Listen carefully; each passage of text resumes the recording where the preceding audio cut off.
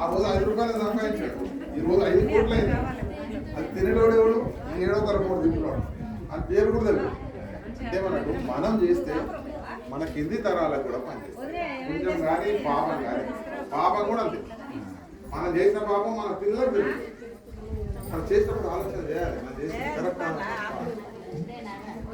సాధ్యమైన వరకు తెలిసి పాపాలు తెలియకుండా చేస్తే చేసిన దానికే ఇప్పుడు గుడి తిరుగుతాం.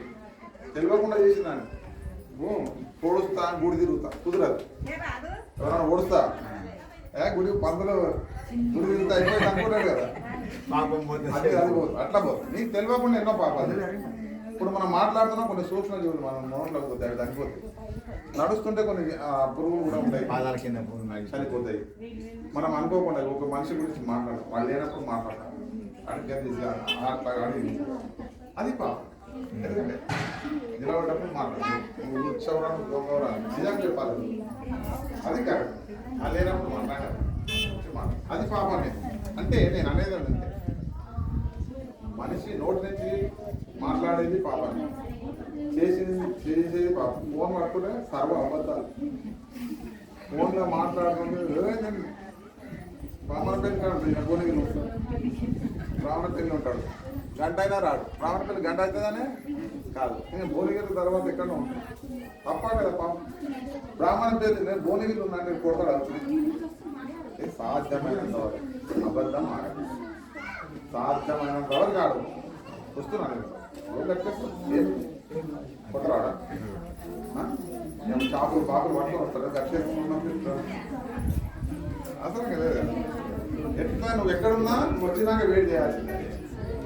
అది కూడా తప్పు, మన అబద్ధం ఆడుతున్నాం, అది కూడా తప్పు, అది కూడా పాపమే. అబద్ధం ఆడడం కూడా పాపం. ఉన్నది ఏ తప్పు.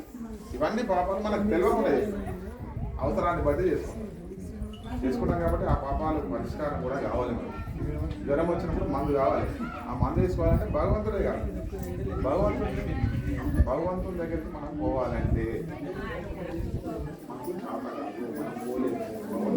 ఈ పాపాన్ని అంత తొందరగా గడిగాడు ఆయన, అంత తొందరగా అడిగాడు కాబట్టి మనం పోలేము గుడికి. అందుకని మీరు ఒక అలవాటు చేస్తారు. మీరు పోతే మీ పిల్లలు పోతే వాళ్ళకి ఒక అలవాటు. గుడికి పోయి ప్రదక్షిణ స్నానం చేయగా అట్లా పోయి బండి వేసుకొని పోండి, నడుచుకుంటే ఏం పోయి చుట్టూ ఇంటికి వచ్చేసాడు. మీరు అక్కడ ఏం పండు కొబ్బరికాయలు ఊదిబత్తీలు అగరబత్తీలు ఏం పెట్టకండి, ఏం అవసరం లేదు. ఆయన దగ్గర అనుకుంటే ఆయన నువ్వు అగరబత్తిని ముట్టిస్తే ఏం పెడతావు? జర నాకు కోట్లు ఏమన్నా నీకు 2 అగరబత్తి ఇచ్చి కోట్లు తీయాలని, 2 అగరబత్తిలు ఇచ్చి కొబ్బరికాయ కొట్టి ఏమన్నావు? అదే కోరికలు ఏంటి, మామూలు కోరికలు ఉండవు. సరే ఇస్తాడా, ఇవ్వడానికి ముచ్చట ఏం లేదు, కానీ నువ్వు భక్తితో చేయాలి. భక్తితో మీరందరూ కూడా నిజంగా ఈ 2-3 రోజుల నుంచి చాలా భక్తిగా ఉన్నారు. నీళ్లు తాగేటప్పుడు కూడా నన్ను అడుగుతున్నారు, నాకు చాలా సంతోషం. నీళ్ళు తాగొచ్చా? అది భక్తి ఉంటేనే వస్తుంది. పవిత్రంగా ఉండాలనే ఆలోచన అది. నేను పవిత్రంగా ఉండాలంటే ఏం చేయాలి మీకు తెలియదు, నన్ను అడుగుతున్నారు. నేనేదో చెప్తున్నా, ఆ టైం చచ్చిపోనేవారు పొద్దు చచ్చిపోతున్నాడు ఎవడండి మంచిది తాగమని చెప్తారు కదా, అవసరాన్ని పడేది.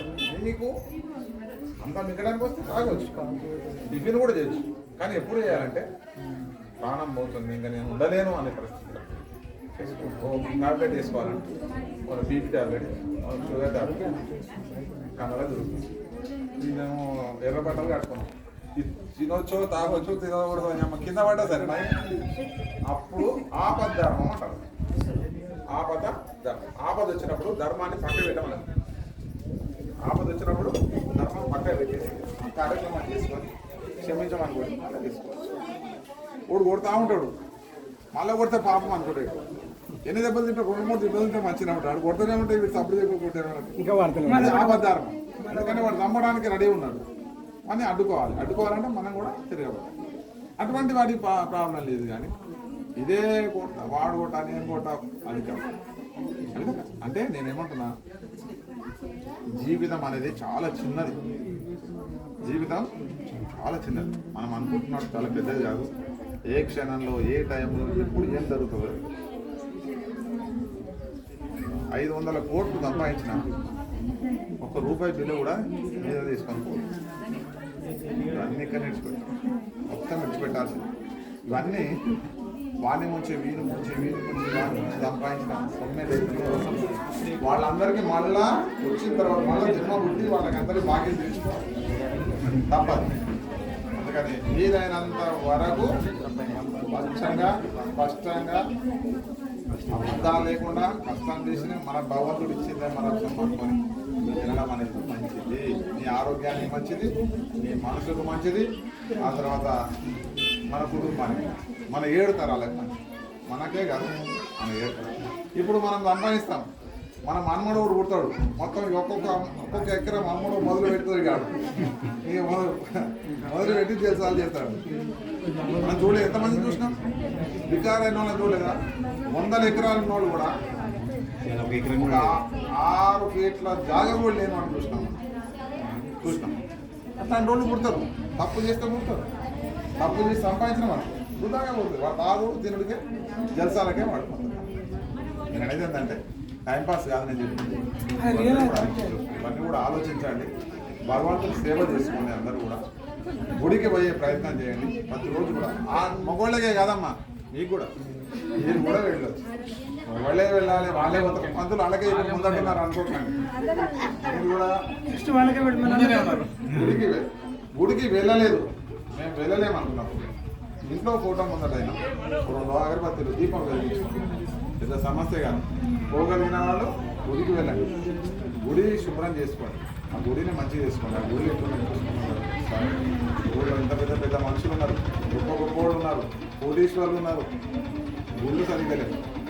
మనం ఇక్కడ పేరు ఎత్తకూడదు, కానీ పేర్లు చెప్పాల్సిన అవసరం లేదు. కానీ కులం గురించి చెప్పాల్సిన, మతం గురించి చెప్పాల్సిన కాదు. కానీ ముస్లిమ్స్ ఉంటారు, చేశారు చిన్న పిల్లలు శుక్రవారం 12 అయిందంటే వాళ్ళు పుస్తకం ఉంటాడు, ఎక్కడ పోతాడు?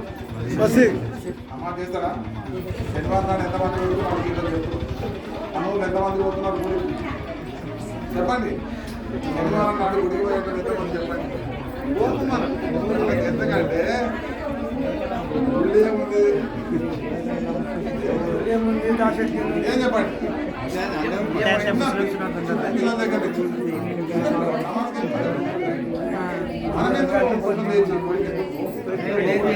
అంటే మన ధర్మాన్ని మనము మన చేతులారా నాశనం చేసుకుంటున్నాము. మన ధర్మం నిలబెట్టుకోలేకపోతున్నాం. ఈ రోజు నాడు ఇక్కడికి వచ్చి అందరం నిలబడ్డాం, రేపు పొద్దునాట ఒక్కరు కూడా ఉంటారు.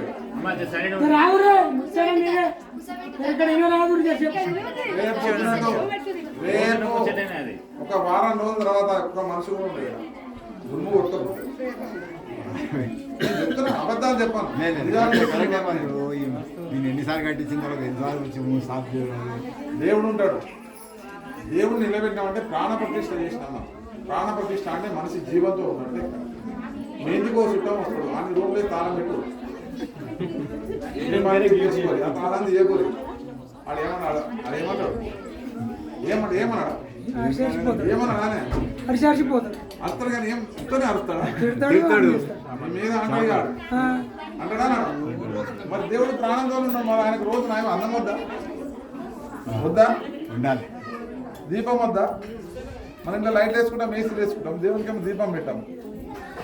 మనం దీపం గుళ్ళు కట్టుకొని లాభం. ఒక మనిషిని పెట్టుకోండి, ఎవరినా మీ కుల నుంచి ఎవరో ఒకరికి బాధ్యత చెప్పాలి. రోజు దీపం పెట్టాలి, రోజు దీపం పెట్టి నేను చెప్తాను వినండి. డ్రై ఫ్రూట్స్ ఉంటాయిగా, డ్రై ఫ్రూట్స్ అంటే చిరంజీవి,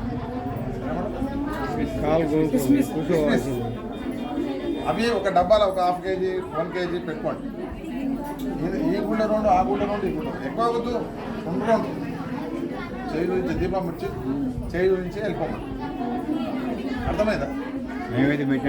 ఒక మనిషికి ఎవరికైనా ఒప్ప చెప్పండి, లేకపోతే మీ దగ్గర ఎంతమంది ఉన్న ఎన్ని ఉన్నాయో ఒక నెల పెట్టుకోండి.